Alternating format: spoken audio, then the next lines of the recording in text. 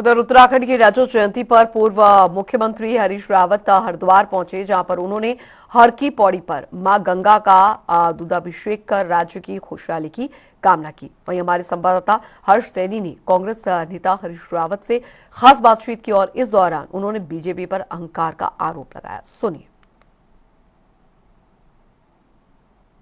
25वें स्थापना दिवस पर आज उत्तराखंड का 25वां स्थापना दिवस मनाया जा रहा है। हरिद्वार गंगा आरती करने के लिए पहुंचे हैं उत्तराखंड के पूर्व मुख्यमंत्री हरीश रावत। इस वक्त जनता टीवी के साथ एक्सक्लूसिव बातचीत करने के लिए मौजूद है। रावत जी, 25वां स्थापना दिवस मना रहा है उत्तराखंड। आपने आज गंगा आरती की है। 25 वर्ष की यात्रा के लिए और एक आगे के लिए माँ गंगा का आशीर्वाद मांगने के लिए इस राज्य के लिए सारी कांग्रेस जो है माँ गंगा की शरण में आई है, हर की पहली बार आई है और हमने पूजन किया है। हमने कहा माँ, तुमने इस राज्य को बनाया और अब 25 साल आपके आशीर्वाद से, आपकी शीतलता, आपके माधुर्य से ये आगे बढ़े हैं। आगे भी हम इसी तरीके से प्रेम पूर्वक आगे बढ़ते रहें, मिलजुल करके आगे बढ़ते रहें और लोगों को सद्बुद्धि दो कि सब लोग मिलजुल करके ये कामना करें। सर, पहाड़ और मैदान का मुद्दा भी हाल में विधानसभा विशेष सत्र के दौरान गुजरा है। आप किस तरीके से देख रहे हैं? मूर्खों के उन पर कोई शिंग लगे थोड़ी होते, मूर्ख ही लोग इस तरीके की बातें करते हैं। ये मूर्खतापूर्ण बात है। हम सब उत्तराखंडी हैं, उत्तराखंड लोग हैं। हाँ, कोई देहरादून वाला है, कोई हरिद्वार वाला है, कोई अल्मोड़े वाला है, कोई पिथौरागढ़ वाला है। यही सब मिल करके तो उत्तराखंड बनाते हैं। हिमालय की तलहटी को कोई अलग कर सकता है? गंगा के मायके से कोई जो है गंगा के कर्तव्य पथ को अलग कर सकता है? ये गंगा का कर्तव्य पथ है यहाँ से और ऊपर गंगा का मायका है, कोई अलग कर सकता है? देवप्रयाग से गंगा कही जाती है, को देवप्रयाग को कोई हरिद्वार से अलग कर सकता है या हरिद्वार के बिना देवप्रयाग की कल्पना की जा सकती है? तो ये भाजपा का अहंकार है, कुछ लोगों का अहंकार है जो वहाँ बोला है।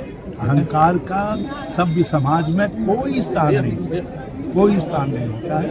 इस तरीके की ताकतों का समय आने पर मुंहतोड़ जवाब दिया जाएगा और जो भी लोग किसी भी सांप्रदायिक आधार पर, किसी तरीके के क्षेत्रीय, भाषाई, जाति या धार्मिक आधार पर किसी का भी अपमान करते हैं, वो कुछ भी हो सकते हैं, लेकिन वो उत्तराखंड के नहीं, वो गंगा के नहीं, वो हिमालय के नहीं। सर, प्रधानमंत्री नरेंद्र मोदी आज उत्तराखंड के दौरे पर थे, कई करोड़ की परियोजनाओं का लोकार्पण करें।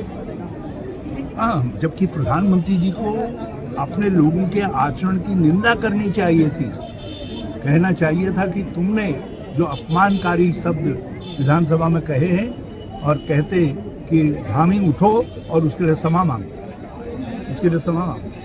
यदि किसी कांग्रेस के व्यक्ति ने ये गलती की होती तो हम पहले उससे माफ़ी मंगवाते या उसको पार्टी से निकालते और उसके बाद राज्य के लोगों से स्वयं माफ़ी मांगते। तो ये प्रधानमंत्री जी सौगात क्या देंगे?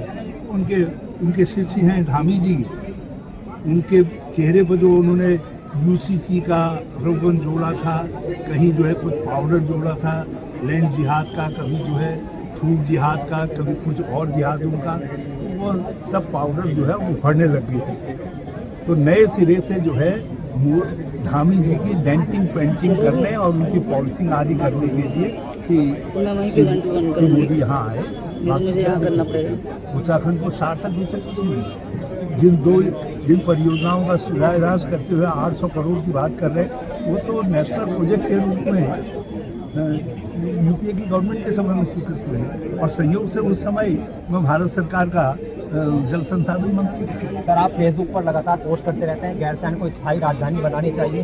वही कांग्रेस के कितना से विधायक है तिलक राज जेठ, उन्होंने कहा है कि देहरादून स्थायी राजधानी होनी चाहिए। वही आपके प्रदेश अध्यक्ष करण मारान ने दोनों के बयानों को निजी राय बताया। आप बेफिक्र रहिए, होगा वही जो होना चाहिए, होगा वही जो सबको मिला जुला करके होगा।